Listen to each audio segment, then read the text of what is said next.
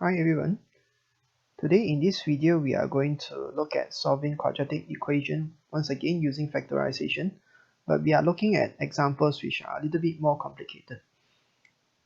For the first example, we are dealing with a coefficient of x squared more than 1 and it requires a little bit more factorization, which we have covered that. So factorizing it, you get these two brackets, and using the same method we equate the brackets to 0 and we'll get two answers, and one of the answer can be fraction.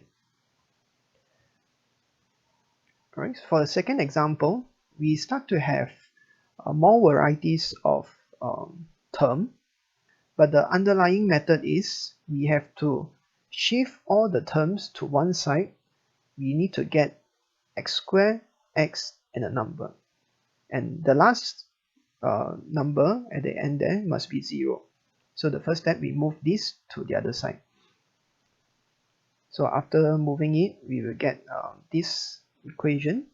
It must be 0 here so that we can factorize and solve it. Alright, so let's factorize this equation, and we will get two brackets and equate the brackets to 0. I'm jumping a little bit. So x is half, or x is -3. For the third example, as you can see here, we have a fraction, but at the end we want to get an equation with x squared, x, and a number equals to 0. So to do that, we multiply this denominator to this expression x plus 3, and here we need to expand this bracket, and from here we need to move the 7 to the other side, and now we will have one quadratic equation that can be factorized. And after factorizing, we equate the brackets to 0, and we will get two values, x is half or x is -4.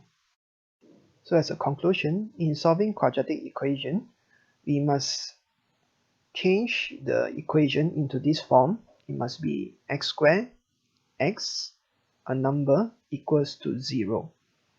And before we end, I would just like to share you how we can check answers using the calculator. Please be reminded, this is only for answer checking. I'm going to cover two types of calculator, MS and ES. You just follow this sequence accordingly. And we need to identify the coefficient of each term.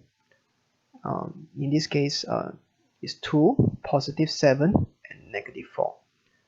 So when you key in this into your calculator, it should give you two answers, x is half or x is -4. So that's how you can check answer using your calculator. So that's all for this video.